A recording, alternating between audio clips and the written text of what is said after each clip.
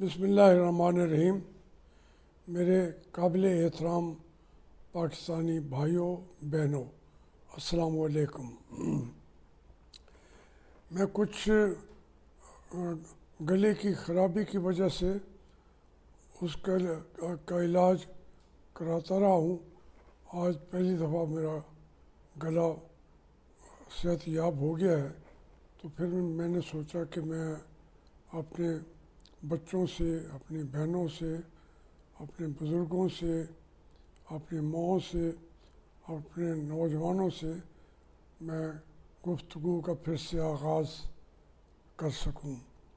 पहले मैंने सोचा था कि मैं रोज़ाना वीडियो पर बात करता रहूँगा और फिर वो यूट्यूब पे आ जाता है तो इस तारीख़ का हिस्सा बन जाता है। मैंने भी ये सोचा था कि मेरे पास जितने लम्हात अवेलेबल हैं, साल के हों या 10-15 साल के हों या एक सांस के अंदर हों, वो कम अज़ कम तारीख़ का हिस्सा बनते जाना चाहिए। कोई फौरी तौर पर देख सके या ना देख सके, मुझे अपनी बात को रिकॉर्ड पर लाना चाहिए।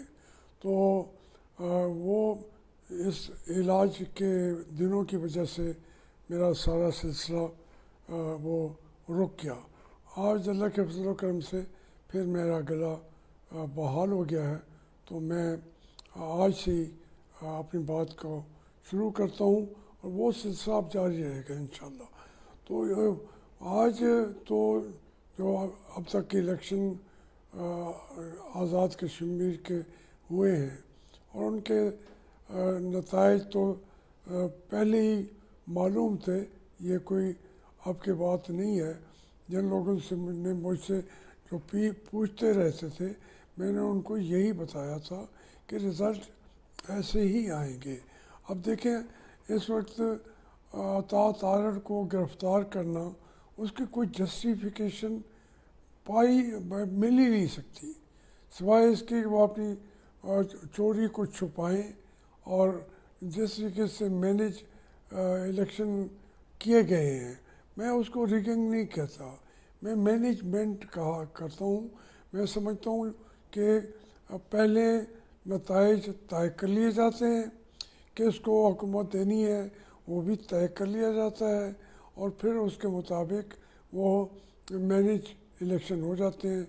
उसमें कोई हार भी जाता है, कोई सीटें 2-3 कम भी हो जाती हैं, ज़्यादा भी हो जाती हैं, लेकिन जो नतीजा, बड़ा नतीजा होता है कि वज़ीर आज़म कौन होगा, कौन सी पार्टी जीती हुई होगी और वो पूरे मुल्क के अंदर, ये उसका एक छोटा सा यहाँ पे जो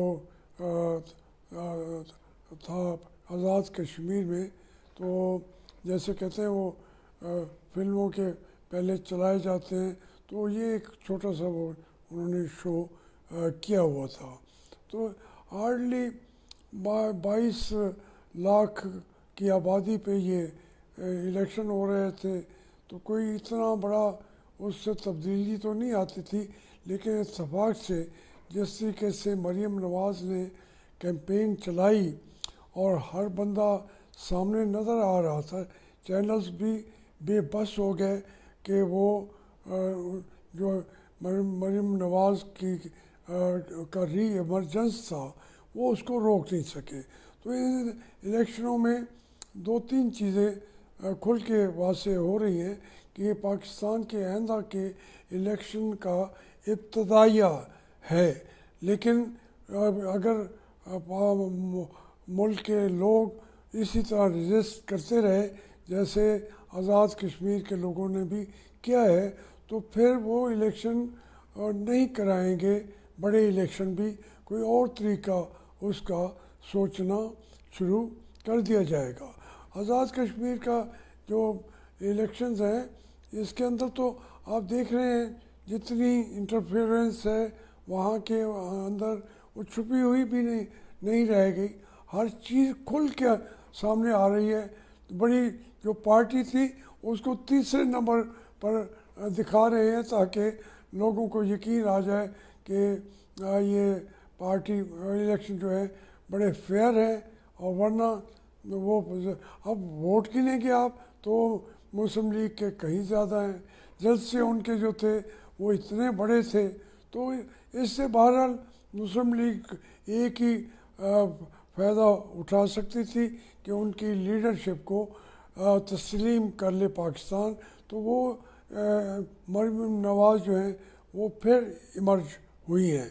तो वैसे तो लीडर इस वक्त मियाँ शहबाज शरीफ ही हैं, पार्टी के फैसले तो उन्होंने ही करने हैं, लेकिन ओवरऑल एक और लीडर जो है बिला शिरकत गैर वो मुस्लिम लीग का इमर्ज हो गया है, और वो है मरियम नवाज़ शरीफ।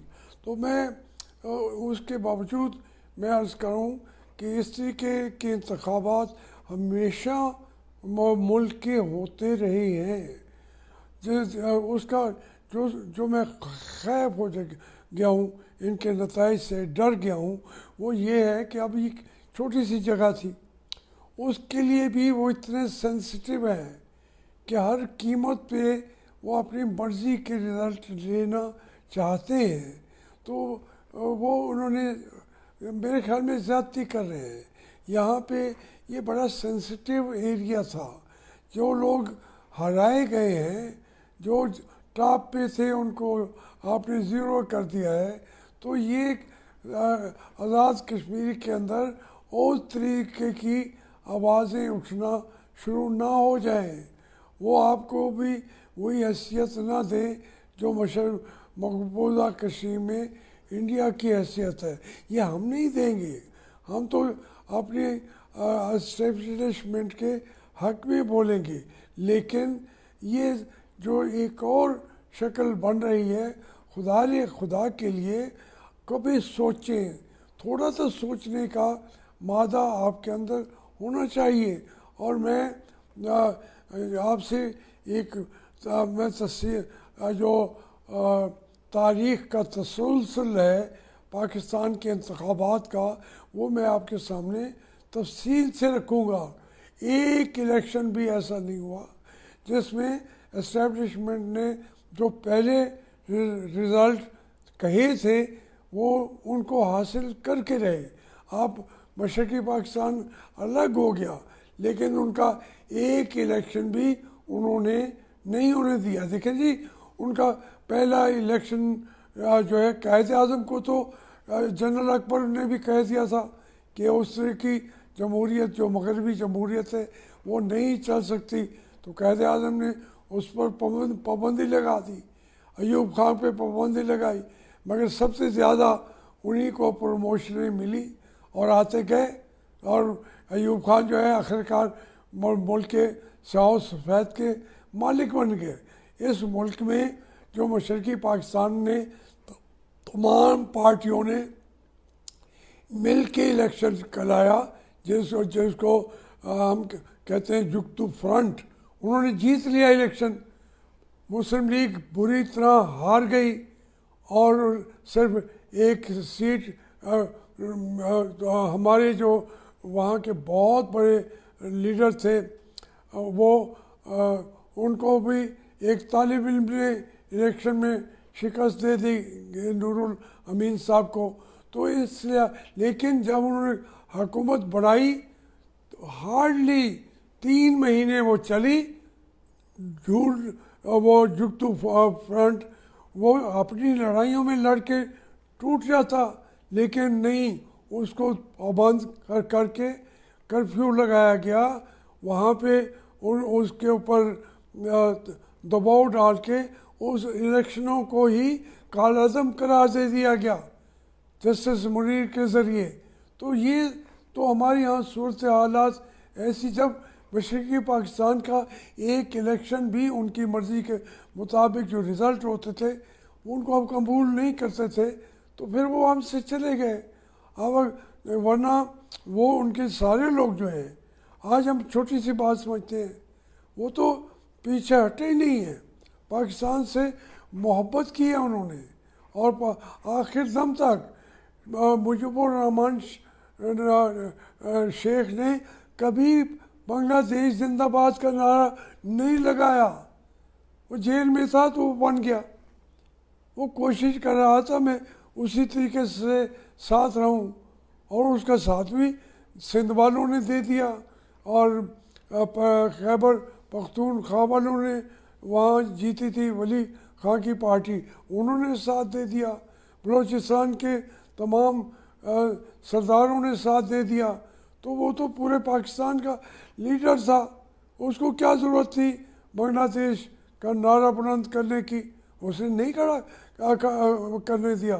जब आपने उसको अंदर कर दिया असम्बली का तारीख दे के, उसके बाद इजलास नहीं बुलाया, उसको वज़ीर आज़म का कह के, याह्या खान का, ये तो अजीब अंदाज़ है कि याह्या खान जब मरा तो उसको सरकारी एजाज़ के साथ दफन किया गया, तोपों की सलामी दी गई, पाकिस्तान के परचम में लपेट के उनको दफन किया गया।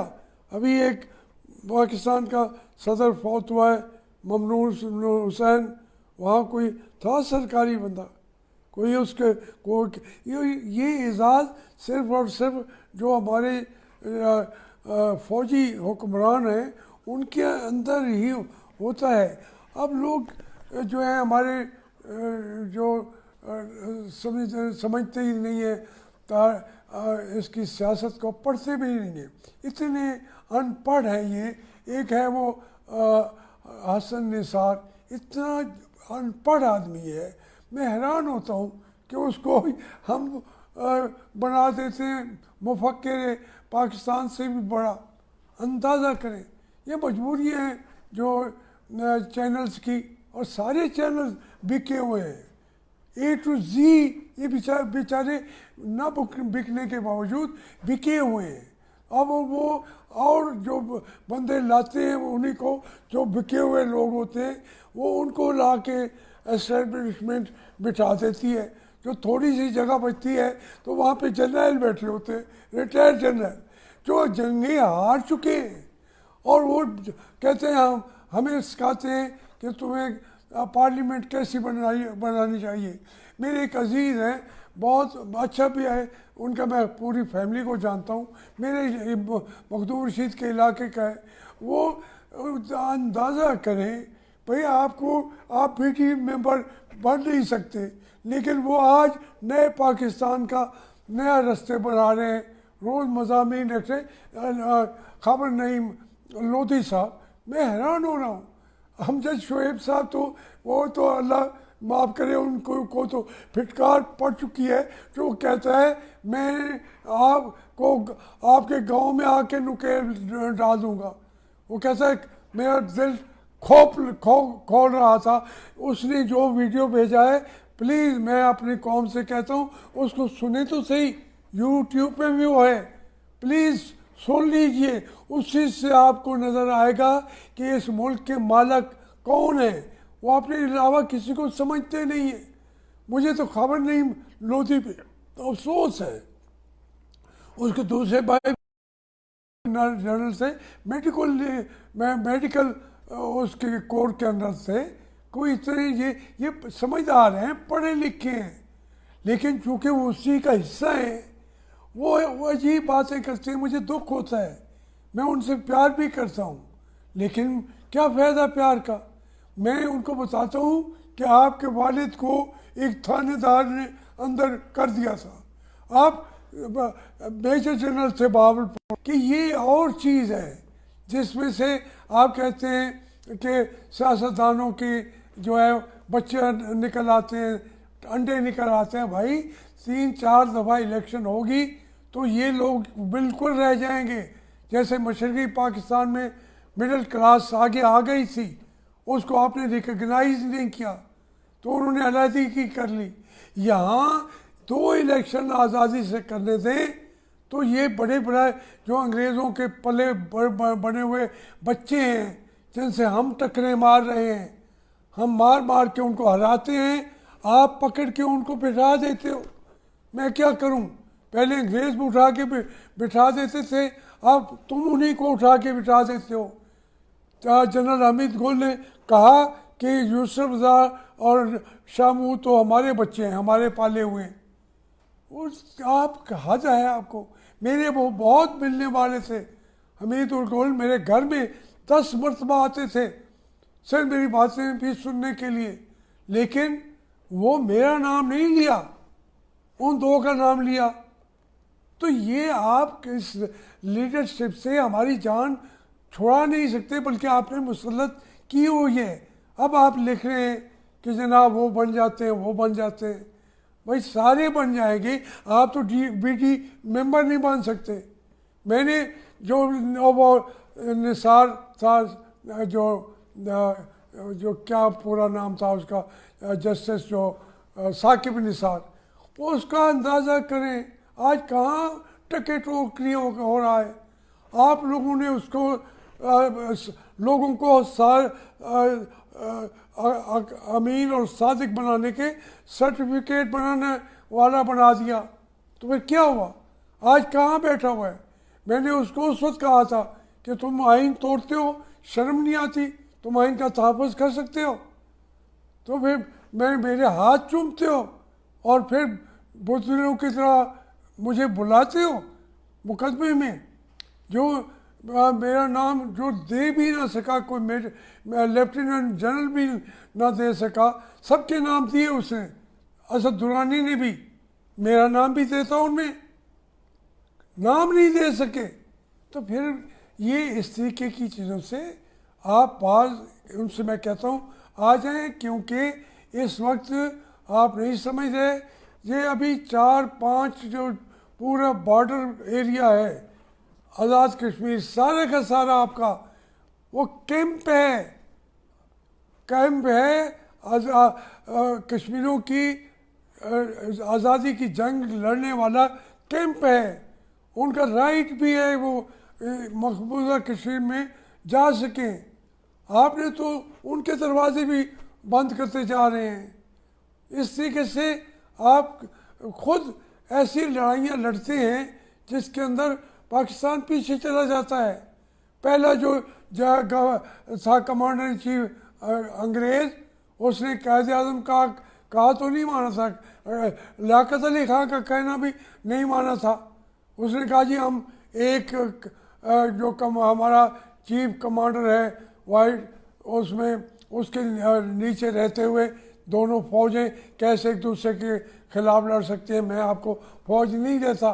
फिर आप लोग लेके गए इन तमाम लोगों को, ट्राइबल एरिया के लोगों को, वहाँ से आपने बेड़ा कर दिया कश्मीर का। वो कहाँ मसला हल होगा, तबाही फेर दी आप लोगों ने। वो जंग लड़ के जहाँ जो वहाँ का रियासत का वाली था, महाराजा था, कायद आज़म के कंट्रोल भी था। 3 महीने उसने पाकिस्तान का झंडा लहराए रखा जम्मू पे, श्रीनगर पे। उसको कोई रास्ता ही और नहीं था। जैसे कायद आज़म मसाइल का हल करना चाहते थे, उनको तो भेज दिया आपने ज़ियारत के अंदर। वहाँ कौन सा इस वक्त का डॉक्टर बर्नार्ड पैदा हो चुका था क्वेटे के नज़दीक, जहाँ आज भी सेहतमंद आदमी का पहुँचना भी मुश्किल है। कहा कैसे को आप वहाँ आपने डाल दिया, अमूरे ममलिकत चलाने से उसको निकाला कि ये बूढ़ा अब हमें आगे चलने नहीं देता।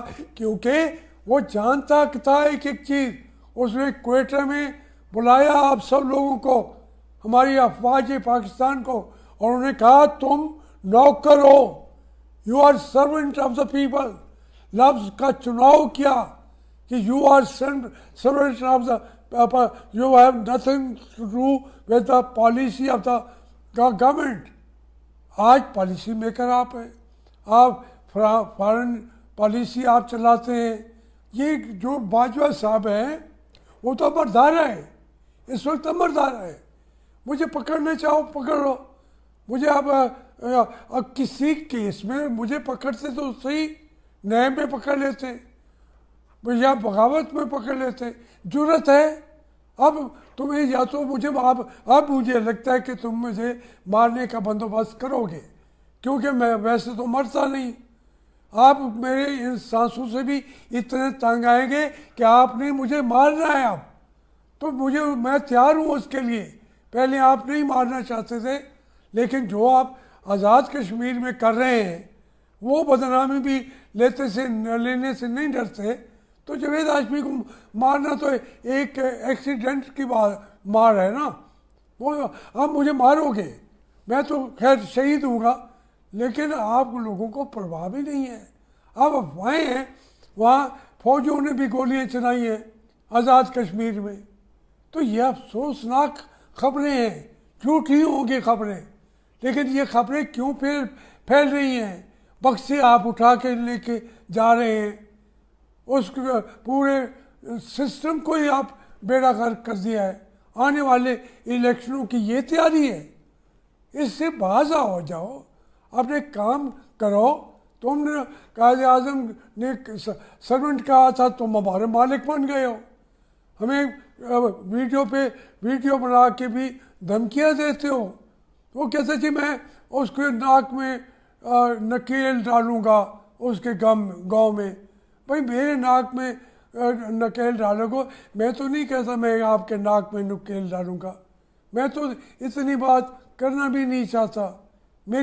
मुझे मज़े भी नहीं देता कि मैं कहूँ कि जी आपका नाक कितना है, आपकी लंबा चौड़ा नाक है, मैं उसको साथ नकेल डालूँगा। ये नाजेबा बात होगी मेरी तरफ से, आपकी तरफ से नाजेबा नहीं है, मेरी तरफ से नाजेबा होगी। इसीलिए खबर नहीं लोधी साहब, मैं आखिर मजबूर आके कह रहा हूँ कि आप पीडी मेंबर मेरे इसी इलाके से नहीं बन सकते। ये और चीज़ है, ये जो आप किताबें लिख रहे हैं ये गलत मौके पे लिख रहे हैं। लोग अपने वोट की ताकत को समझते हैं, आप उसकी ताकत को छीनना चाहते हैं। कभी अयूब खान की लोकल बॉडी मेंबर्स के ज़रिए मोहतरमा फातिमा जना को हराया भी जाता है, गद्दार भी कहा जाता है। और ये सियासतदान जो आपने पैदा किए हैं ये बेचारे किधर जाते हैं? मशरक़ी पाकिस्तान का हुसैन शहीद सोहरवर्दी ने भी एक्सटेंशन दे दी अयूब खान को, कैसे ना देते? भुट्टो जो है वो डैडी डैडी डैडी करते हुए 10 साल उसकी ज़बान ही नहीं सकती थी, फिर वो वापस उसको लेके आए आप लोग, उसको मुजीब को निकाल के फांसी उसको मरवा के इसको आपने इक़्तिदार दे दिया। जो हारा हुआ था, रिजल्ट आपकी मुताबिक नहीं आए तो उस हारे हुए को जीता हुआ बना दिया, पाकिस्तान को हारा हुआ बना दिया और एक भुट्टो को जीता हुआ बना दिया। अब हम क्या करें? वो भुट्टो जब उसने बातें की आपके खिलाफ हुकूमत की, उसने कहा कि भाई ये जो जनरल है नत्था सिंह है, फलां सिंह है, ये कहाँ के आ गए हैं, तो फिर उसका बदला आपने ले लिया। उन सियासतदानों ने भी अवाम की वो सियासत कर भी नहीं सके थे। आपने कहा जी हम आपके साथ हैं, ज़ियाउल हक ने कहा, वो शेर बन गया, उसने हमें मारा, शाही किले में फेंक रहे। कभी आपने आपको तरक्की पसंद लीडर के तौर पर, लेफ्ट का लीडर के तौर पर, आज पूरे लेफ्ट को कहो कि भुट्टो को लेफ्ट का लीडर मानते हैं? वो था भी नहीं, वो वहाँ का फ्यूडल था। वहाँ अपनी लैंड रिफॉर्म में 1 एकड़ ज़मीन सरेंडर नहीं की। वो कहाँ का इनकलाबी निकल के आया था, लेकिन तुमने अपना बदला लेना था, उसको फांसी दे दी। उसके बाद वो हीरो है, वो मेरा भी हीरो है। मैं कहता हूँ उसे जान तो थी ना। ये बातें जो आप करते हैं, यही नवाज शरीफ साहब के साथ आप कर दिया है। आप उसको आज गद्दार बना रहे हैं आप, कि जो बंदा आपके बाजवा साहब हज़रत क़िबला मुतज़िल औलादी बाजवा साहब आपसे मुलाकात करता है, वो अफ़गान नुमाइंदा, तो वो पवित्र हो जाता है, उसने हज कर ली होती है, उसको आप उसके सर पे आप कुरान बांध के गले में उसको वलीउल्लाह बना लेते हैं। क्यों करते हैं आप मुलाकात उससे सिविलियन कपड़ों में बैठ के? क्यों आप उसके साथ इस तरह मुलाकातें करें तो जायज़ हो गया। अगर नवाज शरीफ से की है, मैं उसको भी अभी तक मैं नहीं ये कहता कि क्या थी क्या नहीं थी, प्रूव करूँगा। मैं पॉलिटिकल वर्कर हूँ, प्रूव करूँगा। लेकिन आपने आज के दिन नवाज शरीफ को गद्दार बना दिया है, मोदी का यार बना दिया है, और उसको जो उसने कुर्बानियाँ दी हैं और कौम उनको भूल नहीं गई। और उसकी बेटी को कैसे उन्होंने आज़ाद कश्मीर में अपना सर का ताज बना दिया। तो इसलिए आप प्लीज़ समझें, लोधी साहब आप समझें, वाजपेयी साहब आप समझें। सिर्फ ये फैज़ हमीद के मुल्क को, मुझे पता है फैज़ हमीद ने डबोना है मुल्क को। उसको सिर्फ ख्वाहिश है कि मैं CNC बन जाऊं। नहीं बनेगा, मेरी पेशेंट को ये बन भी नहीं सकता। लेकिन फौज के भी एस्टेब्लिशमेंट की टुकड़े भी कर दिए, मुल्क के टुकड़े भी कर दिए, ताकतवर जमातों के टुकड़े कर दिए। क्या पाकिस्तान वालों ने होना ही होना है, और उनकी ये जो गद्दारी है उसको हम और मजबूत करते जाते जाएं जहन्नम में। हमारे ऊपर वो बोझ हैं, हमने उनको अलग कैपिटल बना के दे दिया है।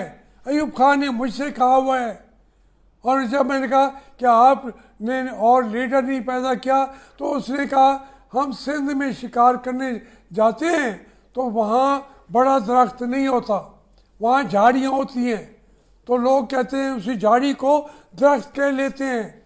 मैंने कहा अयूब खान साहब खुदा का नाम माने, जो जितने दो मुल्क खड़े, वहाँ मशरक़ी पाकिस्तान है, यहाँ मगरबी पाकिस्तान है, उसको ऊपर झाड़ी के साए के नीचे वो चलेंगे। तो उन्होंने कहा, फिर उन्होंने गाली निकाली, हौली सी आसान सी गाली निकाली। मैंने कहा अयूब खान साहब आपकी पार्टी के कन्वेंशन लीग वाले कह रहे हैं कि आप गालियाँ देते थे। उसने कहा कौन हरामज़ादा कहता है मैं गालियाँ देता हूँ? मैंने कहा जी मैं कम अज़ कम मैं तो ये नहीं कहता। अब मैं अंदाज़ा करें किसको कह रहा था हरामज़ादा। फिर उसने कहा, फिर मैंने कहा जी कि अब वो ये उसने वो हराम तोप है, वो हराम तोप का बच्चा है। मैं ये फिर उसकी पार्टी मानती है कि ये तो उसकी तकिया कलाम था। अंदाज़ा करें यार कि एक जर्नैल ऐसा नहीं है जो गालियाँ ना देता हो। हम भी साथ बैठे थे, ज़ियाउल हक इतनी गंदी गालियाँ देता था, इतनी गंदी जो मैं दोहरा नहीं सकता। मैं इसलिए छोड़ दी उसकी वजारत को। लेकिन वो हमें जो समझते हैं आपके जर्नैल, आपके कमांडर चीफ परवेज़ मुशर्रफ जैसी गालियाँ देता था, वो उनसे और आगे बढ़ के देता था। तो ये मुल्क का चलाने का तरीका नहीं है। 43 साल जो जर्नैलों ने मुल्क चलाया, तो पहले उसका हिसाब तो दो यार। मेरी अफवाज असाकिर पाकिस्तान, उसका जवाब तो दो। नहीं देते। ये छोटा सा इलेक्शन हो गया है, इसको ही एक एहतराम के साथ इसके नतायज को कबूल कर लिया जाता। वहाँ पे भी इतनी छोटी सी भी आपने धांधली की हो। मुझे तो सारा धांधला था, मुझे पता था कि पहले आप तय कर चुके हैं। लेकिन आप ये क्या कर रहे हैं इस कौम के साथ? हमें माँ बहन की गालियाँ देते हैं और 50-50 साल डायरेक्ट हुकूमत करते हैं। जिसको हुकूमत देते हैं 2-3 साल, उसके बाद निकाल के फेंक देते हैं। वो निकम्मे हैं सियासतदान, मैं भी मानता हूँ बहुत निकम्मे हैं। लेकिन उनको तो आपने कोई पूरा वक्त तो करने दो।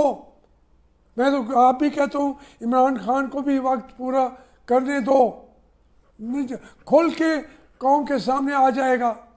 आप फिर उसको निकाल देते हैं बदनाम करके, खुद उससे काम लेके फिर आप दूसरे इलेक्शन के लिए तलाश करते हैं। कभी पीपल्स पार्टी को भी टीम कहीं बनाने की कोशिश करते हैं, या मियाँ साहब के पास जाके वहाँ ये आप मिन्नतें करते हैं कि अगले रिज़ल्ट अभी से तय कर लें। ये ना करें इस तरीके से, ये तरीक़ेकार ही इस तरह। मुझे बताएं कोई मुल्क होगा जिसकी तारीख लिखी जाएगी, पाकिस्तान सफ़े ज़मीन पर अल्लाह करे रहे ता क़यामत। आपने तो ता क़यामत क्या, अभी पाकिस्तान तोड़ दिया है। तोड़ देने की बात नहीं, वो टूट जाएगा की बात नहीं, आपने तोड़ दिया है। उसके बाद आपके जब आप पाकिस्तान तोड़ने वाले हैं, तारीख लिखी जाएगी कि वहाँ पे 43 साल मार्शल लॉ की हुकूमत रही, तो वो किसको मुर्द इल्ज़ाम करे देगी। तारीख, दुनिया की तारीख जब लिखी जाएगी, 5 आपके कमांडर चीफ वो 10-10 साल आपके इक़्तिदार पे रहे, बड़े अच्छे होंगे बड़े बुरे होंगे, वो छोड़ दें। तारीख वाला क्या लिखेगा, किसी और मुल्क की ये तारीख है। सफ़ाए हस्ती पे कोई मुल्क बता दें 7-6 कमांडर इन चीफ हुकूमत कर रहे हों, और हुकूमत के बाहर निकलते के साथ ही वॉलंटरीली बाहर चले जाते हों, मुल्क से बाहर, और दुनिया कहती हो है कि उनका अब इंटरेस्ट पाकिस्तान में नहीं, बल्कि पाकिस्तान से ज़्यादा असासे उनके पाकिस्तान से भी ज़्यादा बाहर बना लिए हैं, इसलिए वो सब चले जाते हैं। यार इस मुल्क के साथ ये ना करो।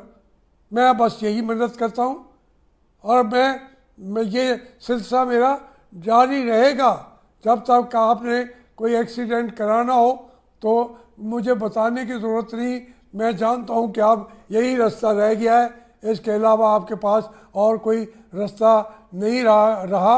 और मैं इंशाल्लाह हर रोज़ा या एक दिन छोड़ के एक दिन मैं ज़रूर पाकिस्तानियों, मेरे भाइयों, काबिल एहतराम मेरी बहनों, माओ, दोस्तों, जब तक मेरा गला साथ देता रहेगा और मेरी सांस में सांस है, मैं आप तक पहुंचता रहूँगा। जितनी पाबंदियाँ लगा ले, टीवी के ऊपर लगा ले, या ये मेरे पास तो ये वो कह रहा है, अंदाज़ा करें कि उसकी प्रेस कॉन्फ्रेंस में कोई नहीं जाता। वो अमजद शुएब, वो अल्लाह के बंदे, तुम उनको डरा के रोकोगे तो कैसे आएंगे। अच्छा फिर भी आ जाते हैं, लेकिन मैं ये जो मैं वीडियो का तरीका है, इसके ज़रिए से मैंने सेटअप बना लिया है। मैं इंशाल्लाह अपने लोगों को सलाम अकीदत पेश करने के लिए रोज़ाना या दूसरे दिन हाजिर खिदमत होता रहूँगा। पाकिस्तान जिंदाबाद, आज़ाद कश्मीर जिंदाबाद। आज़ाद कश्मीर के वो मज़लूम मजबूर जिनकी आज राय आमा को कत्ल कर दिया गया है, मैं उस कत्ल की हुई उन वोटों की तौहीन को मैं बर्दाश्त नहीं कर सकता।